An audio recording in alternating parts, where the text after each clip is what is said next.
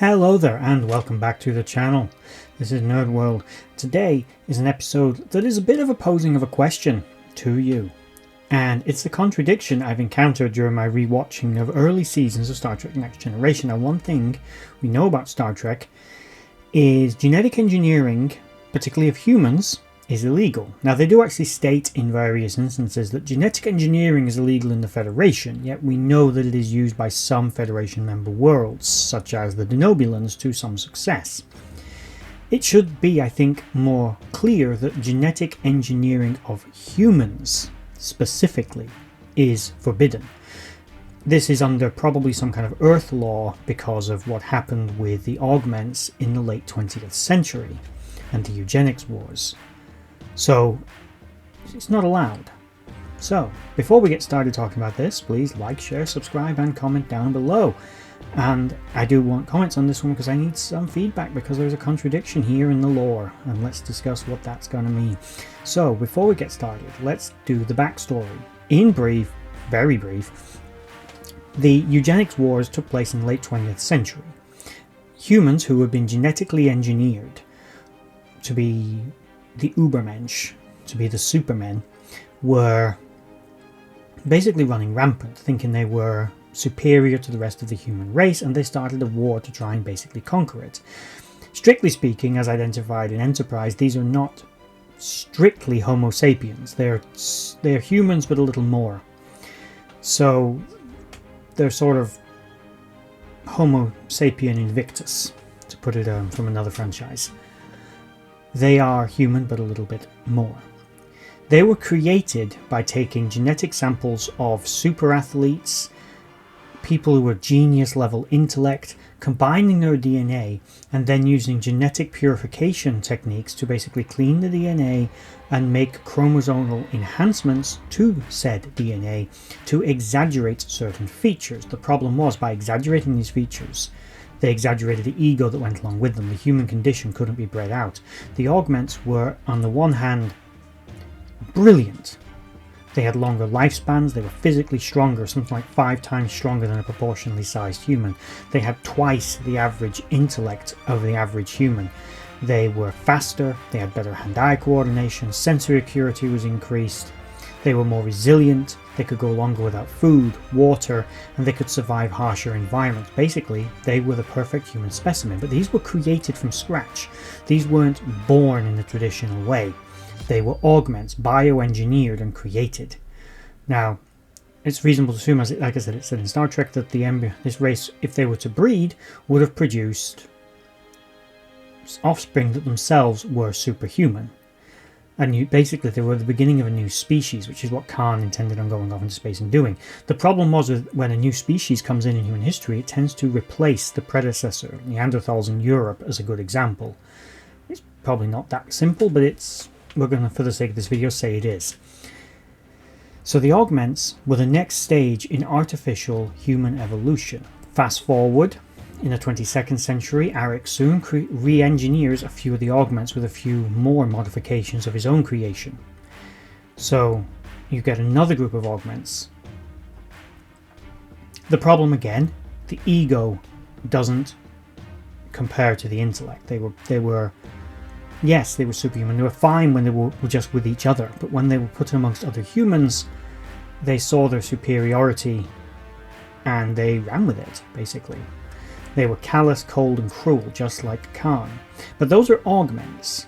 And there is actually possibly a story going to be coming in Star Trek New Worlds about a possible descendant of Khan Noonien Singh, which is going to be interesting to see how they work that into the lore. But also there's the Star Trek fantasy film, Star Trek Renegades, that has Khan's granddaughter in it. So clearly they could breed. But anyway, so that's beta canon. So then you've got genetically engineered people. Now, genetically engineered is a bit different. Genetically engineered or genetically enhanced is more like what Dr. Bashir was. Dr. Bashir was born normal human. A man and a woman came together, they produced a child, and it was Julian Bashir. They had him genetically engineered, increasing his stamina, hand-eye coordination, intellect, until, as he put it, the boy that was Julian Bashir ceased to exist, and this new creation was built to replace him. He was basically a new man, but the point is, he wasn't gestated, he wasn't created from scratch. He was born in a perfectly normal way, he was simply enhanced.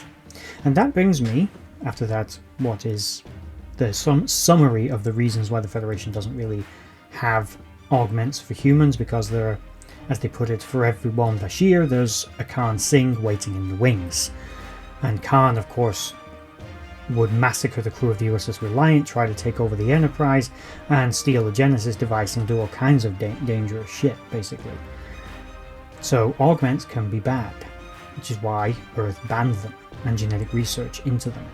And genetic engineering, although similar, is on a similar level. And that brings us to an episode of Star Trek Next Generation, Season 2, Unnatural Selection. In this episode, they come to their aid of a Federation starbase because people have begun aging unnaturally because of a strange viral infection. They're aging rapidly, and the entire crew of a Starfleet vessel have died through old age, basically. So they don't want this thing to get out, they don't want to spread, they don't want where it's coming from. They go to this facility and they find these people who have created, and note created, these are not enhanced individuals. They actually mention in the episode that they were created, they were generated, bioengineered humans, and Pulaski and the others are all excited about this. Could be the next stage of human evolution. These humans demonstrated telepathic abilities, they demonstrate an advanced immune system as well as high intellect. They also demonstrate rapid aging, which personally I don't think all the advanced gifts they had counterbalance a lifespan that someone, when they're trying to convince me, is 12, being played by an actor who's clearly closer to 30 in age, is not a benefit. That means they're aging at least twice as fast as what they realistically should be. So, not really an advantage in my opinion.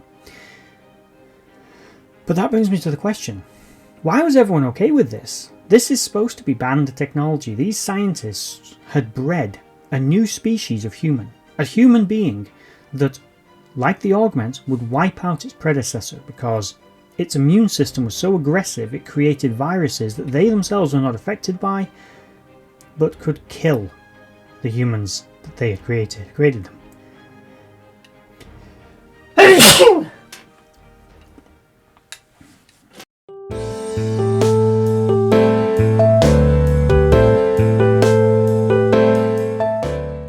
In the end, these humans had to be isolated for their own good and for the good of humanity, because if they were released on Earth, they would have literally caused a plague that within a matter of days probably would have wiped out the entire human population of the planet, and probably could have jumped species as well. So, not a good thing. They would have to live in isolation, either stay on the planet where they were and either try to fix the problem using more genetic engineering, or simply evolve into a new species and stay away from normal humans forever. It's never really explained what happens to them after this, but my question is, why again was this allowed in the first place? Why didn't Captain Picard slap this scientist down and say, what the hell have you done? You're not allowed to create genetically enhanced individuals, and this is the reason why. These people may not have directly been a threat or an intentional threat, at least not so far. Bear in mind, even though they were in the physical body of an adult, they were still children. We don't know how they would have started to see the world and see the Federation and see the human race when they matured. What we do know is they were by accident a threat to the human species. And Picard should have been screaming at the top of his lungs, what the hell? Why have you done this? This is against, well, Federation law, Earth law, whatever. You're not allowed to do this.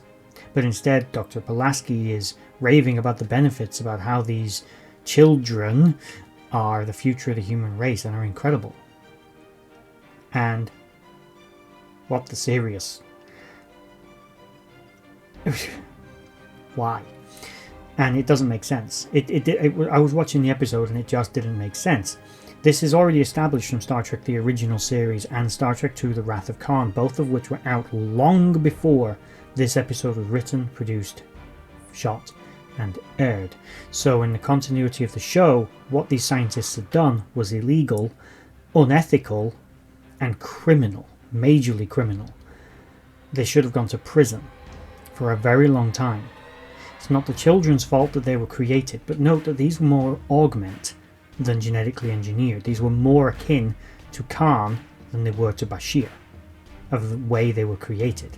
They were created by taking human DNA and enhancing it. They didn't have natural parents. They just had scientists in a test tube. So, in storyline, that's what I'm interested in. Anyone got an opinion on this? Share it in the comments below. And, I mean, it confused the hell out of me. Do you know an in-universe explanation? I can't think of, because it doesn't make sense. No matter how I try to rationalize it, I don't understand why Starfleet was okay with this, and why it wasn't trying to shut down this program. Instead, it seemed to be actively supporting and endorsing it. And I don't know what the long-term goal was. Were they planning to bioengineer the entire human race? Were they always planning to just create a small elite group of telepathic humans? Seems like a bad idea. Giving a small group of people a superiority over the rest of the species. Baby steps to extermination camps is what that is. Anyway, there we have it. I just want to take this moment to thank you for watching that video. If you liked what you saw, please check out my social links in the description box below to Instagram and Twitter and others. And also is down there a link to my Patreon page where you can support this channel and the others as I try to grow this franchise and do this more regularly. If you made it all the way to the end of this video, thank you for watching, and bye bye.